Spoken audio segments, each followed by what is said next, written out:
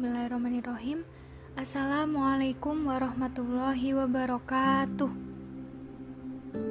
A'udzubillahi minasyaitonirrajim. Bismillahirrahmanirrahim. Alhamdulillahirabbil alamin. Alhamdulillahilladzi hadana li hadza wa ma kunna linahtadiya laula an hadanallah. Laqad ja'at rusulu rabbina bil haqq wa nudu antilkumul jannatul lati uristumuha bima kuntum ta'malun. Asyhadu an la ilaha illallah wa asyhadu anna Muhammadan abduhu wa rasuluh sallallahu alaihi wasallam wa ala alihi wa ashabihi amma ba'du. Pertama, kita wajib bersyukur kepada Allah atas semua nikmat yang telah diberikan oleh Allah kepada kita, dari nikmat yang kita kira itu kecil sampai nikmat itu besar. Padahal sebenarnya semua nikmat Allah itu besar, namun kadang kita melupakannya, kita menyepelekannya. Contoh nikmat yang kecil namun kita sering lupa itu seperti nikmat sehat, nikmat waktu luang, nikmat berkedip, nikmat bernafas. Nah, seperti itu. Nah, kita itu wajib mensyukuri nikmat Allah. Kita tidak diminta untuk menghitung nikmat dari Allah, kita hanya diminta oleh Allah untuk mensyukuri. Bayangkan saja jika kita diminta untuk menghitung nikmat Allah, 1 detik saja nikmat Allah itu tidak terhingga. Kita berkedip, kita bernafas, kita bergerak, kita bisa melihat, kita bisa membedakan warna, kita bisa berbicara. Tidak bisa kita menghitungnya. Nah, karena semua nikmat yang telah diberikan oleh Allah, kita wajib mensyukuri dengan ucapan syukur alhamdulillahirabbil alamin. Nah, ada dalil juga yang mengatakan la in syakartum la azidanakum wa la in kafartum inna adzabi lasyadid. Syukurilah nikmat yang telah Allah berikan kepada kalian, maka Allah akan menambahkan nikmat pada kalian. Namun jika kalian kufur atas nikmatku Allah, maka siksaanku Allah itu amatlah pedih. Nah, yang kedua, kita bersyukur kepada Nabi Muhammad SAW yang telah mengajari kita agama Islam yang benar ini, yang telah menuntun kita pada agama Islam yang benar ini. Kita wajib mensyukurinya.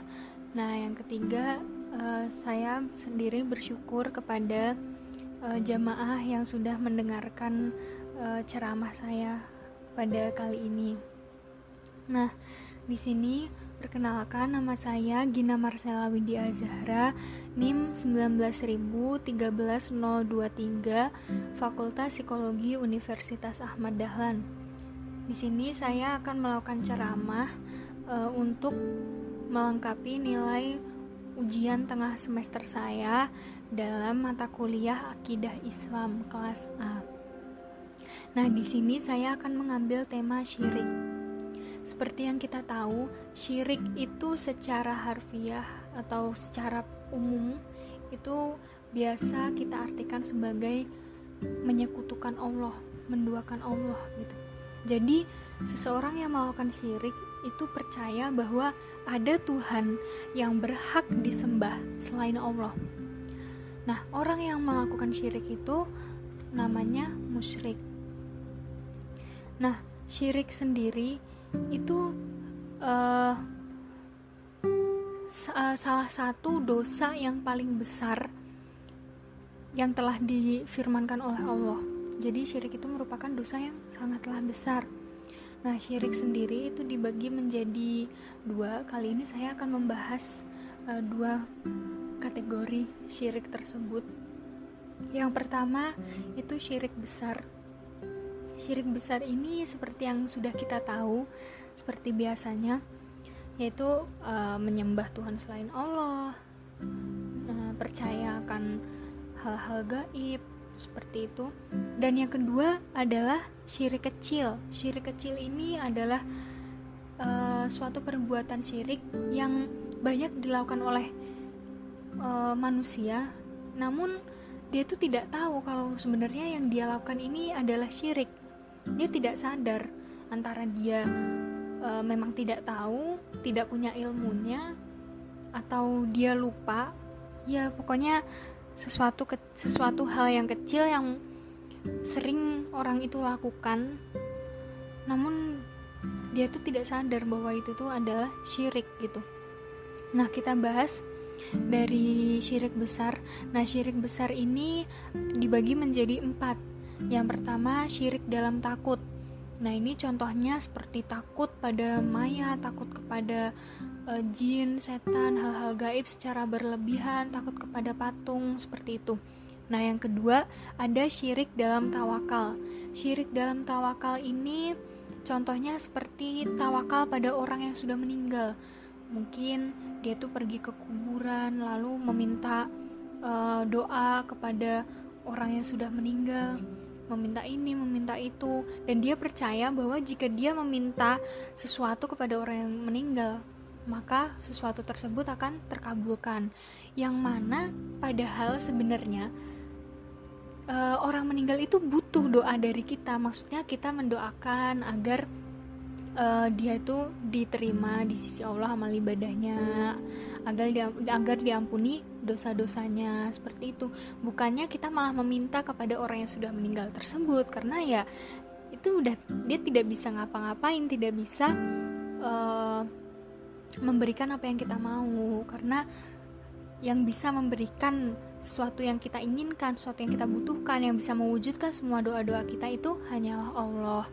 Nah, yang ketiga itu adalah syirik dalam mahabbah atau cinta, yaitu mencintai sesuatu atau seseorang itu sebesar atau bahkan melebihi cinta kita kepada Allah. Nah, contoh saja, ada orang yang dia tuh suka bilang, aku tidak bisa hidup tanpa kamu. Itu merupakan syirik, karena sungguhnya yang bisa menghidupkan atau mematikan kita itu hanyalah Allah, bukan orang tersebut gitu. Nah, yang keempat, syirik dalam taat. Seperti contohnya taat kepada para ulama yang nasihatnya itu kadang-kadang berbanding terbalik mungkin, karena mungkin ulama tersebut agak gimana gitu, agak kurang benar, pedomannya tidak jelas. Nah, nasihatnya itu berbanding terbalik dengan firman Allah dan sabda Rasul. Namun dia tuh tetap kekeh untuk mengikuti ajaran dari ulama tersebut. Nah, itu juga termasuk syirik. Nah, itu tadi syirik besar. Nah, sekarang kita bahas syirik kecil. Nah, syirik kecil ini banyak banget contohnya. Nah, di sini saya akan memberikan beberapa contohnya, seperti memakai sesuatu yang kita percaya itu akan menghilangkan bahaya. Mungkin kita memakai kalung atau gelang dari nenek kita, dan kita percaya bahwa itu tuh jika kita pakai itu kita akan selalu beruntung, akan terhindar dari sial, seperti itu. Nah, yang kedua itu ketika seseorang pergi keluar atau dalam perjalanan lalu melihat segerombolan burung, maka dia percaya bahwa itu pertanda sial. Itu juga termasuk syirik. Nah, yang ketiga itu biasanya kalau di desa-desa malam hari ada suara gagak, maka dipercaya besoknya akan ada orang yang meninggal. Nah, itu juga merupakan syirik. Nah, lalu yang selanjutnya itu banyak terjadi pada kalangan remaja biasanya di media sosial, yaitu ramalan seperti ramalan zodiak, sio, bahkan weton gitu. Jadi mereka tuh percaya pada ramalan-ramalan tersebut. Padahal ramalan itu juga merupakan syirik gitu. Mungkin awalnya hanya berniat untuk baca-baca gitu iseng, tapi lama-lama percaya. Nah, itu termasuk syirik. Nah, yang terakhir itu ketika ada bintang jatuh, nah lalu orang itu meminta sesuatu, dia percaya bahwa jika ia meminta sesuatu saat ada bintang jatuh, maka sesuatu tersebut akan terkabulkan. Itu juga merupakan syirik, karena kita itu meminta sesuatu hanya kepada Allah, bukan kepada hal-hal lain, seperti itu. Nah, baik, cukup sekian ceramah dari saya. Apabila ada kurangnya, saya minta maaf yang sebesar-besarnya. Akhirul qouli hada, wassalamualaikum warahmatullahi wabarakatuh.